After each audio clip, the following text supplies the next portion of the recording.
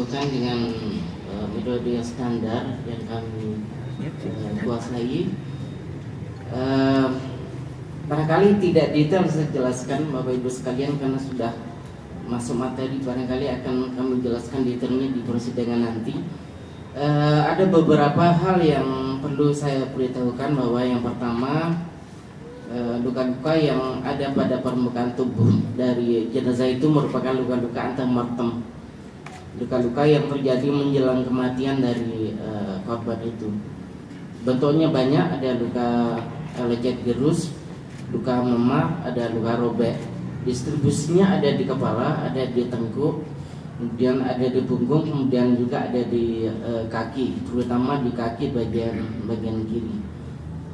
Kemudian kami lakukan pemeriksaan dalamnya kami temukan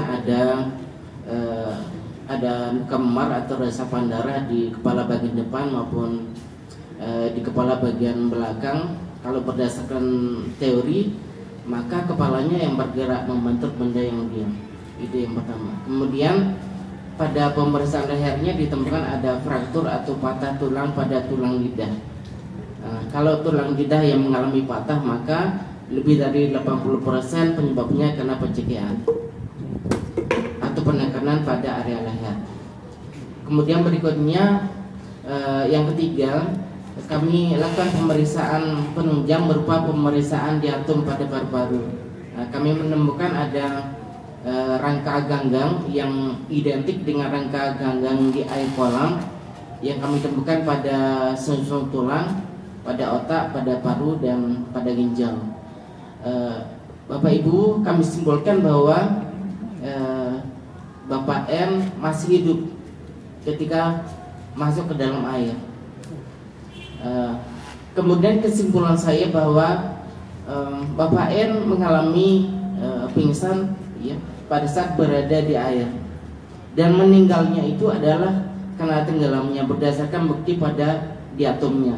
Namun tentunya di sini apa yang membuat orang tidak sadar atau pingsan ketika berada di air? Maka kecurigaan saya, evidensinya adalah pada pencikian tadi itu. Jadi ada kekerasan pencikian yang utama yang membuat yang bersangkutan menjadi tidak sadar atau pingsan sehingga berada dalam air. Jadi itu yang paling dominan. Kemudian dalam pemeriksaan yang pertama ternyata ada zat tertentu juga ya pada urinnya. Tapi saya berdasarkan hasil pemeriksaan ekshumasi kali kubur, saya lebih condong kepada adanya fraktur pada tulang lidah ini yang paling dominan menyebabkan yang bersangkutan tidak sadar sehingga berada di air. Jadi demikian yang bisa kami sampaikan.